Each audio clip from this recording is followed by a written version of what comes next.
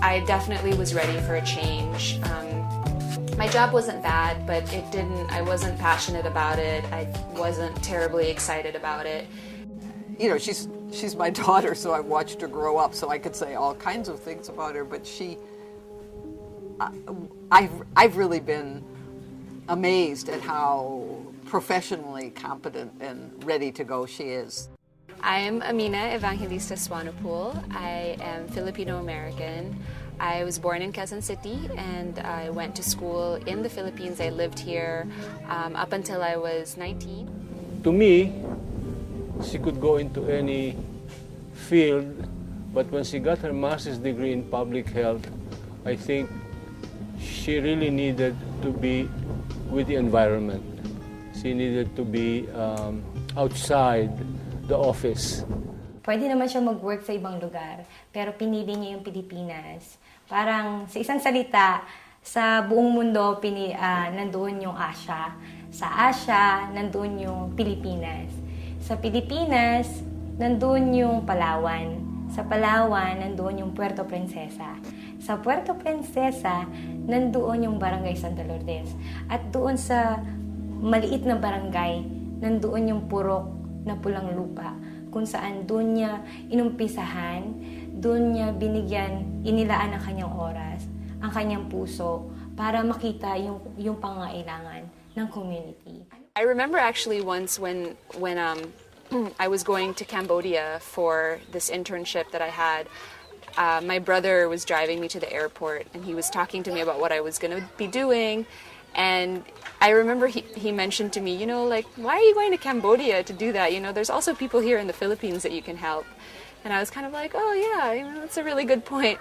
And that kind of just stuck in my head. I mean, I always knew I wanted to do this type of work. And it just made sense to, you know, do it in a country that has meaning for me. You know, I definitely identify as a Filipino, my family.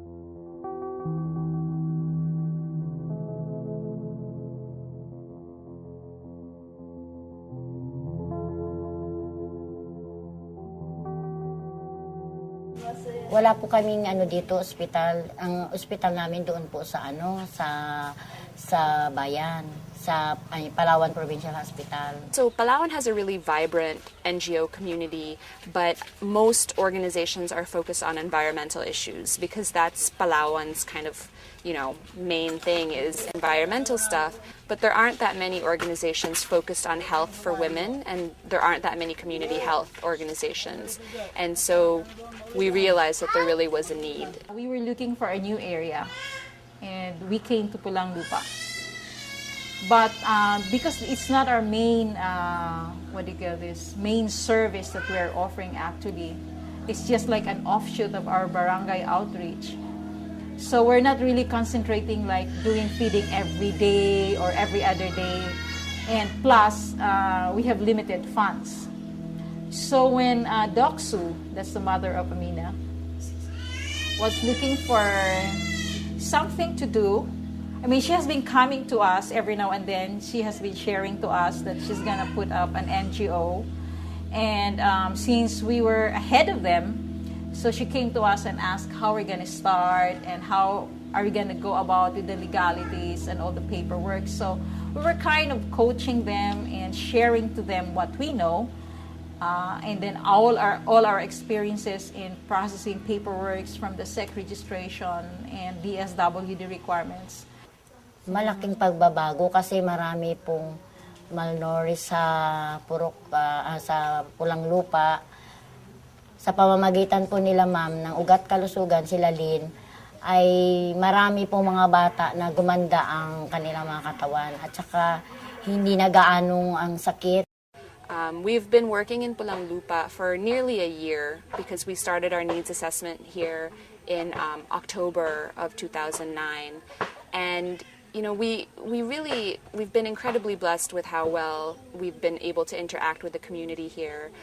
From the time that we first started meeting people, doing our in-depth interviews, they were so warm and welcoming. And I think it's partly because, you know, a lot of the people here are really underserved and don't really get a lot of attention from government or civic organizations. So I think they were just really excited that there were people who were interested in them and wanted to know about their lives and who wanted to come here and help them. Wala silang ibang pagkaabalahan ba, laro lang, ganyan. Ngayon kasi may yung every Saturday, every Tuesday may paturo yung mga teachers nila, tapos may mga pakain, tapos nababantayan yung mga sugat nila, nagagamot yung nurse nila. First, I think, especially when we were talking about our focus, I think that maybe that some of the spouses and men in the community might have been a little bit suspicious of us because they probably thought that we were just going to come in and tell everyone to stop having babies,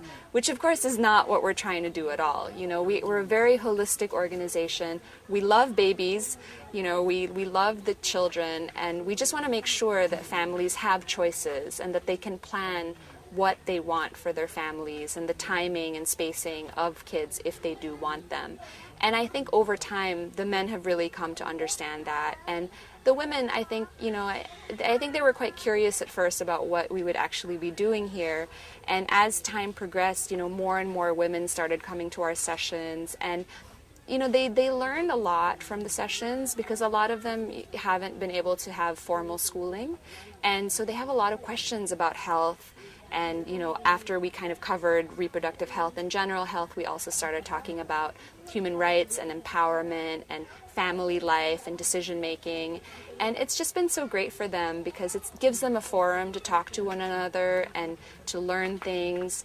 And they really have a good time. And when we would do our sessions, there's a lot of laughter, there's a lot of questions and just chatting, and usually after we finish the session we usually just stay around for another 20 or 30 minutes just chatting with them about their personal lives.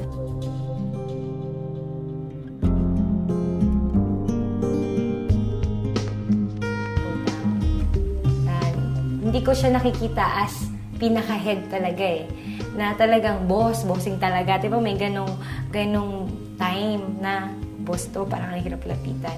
Pero yung talking with the mother, na kinakausap niya yung malumanay, na kailangan nilang umatin, makakatulong sa inyo to, na nagkaroon ako ng idea, I want to be like her. I think that I've seen some changes in the community in Pulang-Lupa since we've started working here. You can see that within the women that a lot of them have a little bit more confidence. I suppose it could also be that they were a little bit shy at first, but if you compare how they were when we first started here and how they are now, I really think that they just are more comfortable talking to people and telling people about their lives, and I think they're definitely much more comfortable asking questions now, because when we first started, when we would say, "Oh, may tanong ba kayo?" like nobody would say anything, and I think they were really scared about asking things, but I think they've realized now that we really want to give them information, so we encourage lots of questions, and I think now they're much more eager to ask questions and learn new things.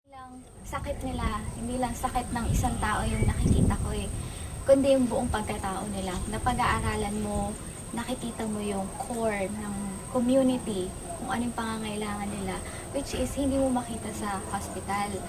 Pag lumabas ang pasyente sa hospital, tapos na, wala na, hindi mo na pwedeng bumalik pag nagkasakit ulit. Pero pag sa community, tuwing makikita mo sila, nandun kasi yung hope na everyday may nakikita kang changes sa kanila dahil sa ginagawa mo. At the end of the day, working here in Pulang-Lupa, I hope that that what we've done has made an impact on someone. And part of what we're doing, we're such a small organization, and right now, we're reaching a very concentrated group of people. But it's really great to think that you could have made a difference in at least one person's life.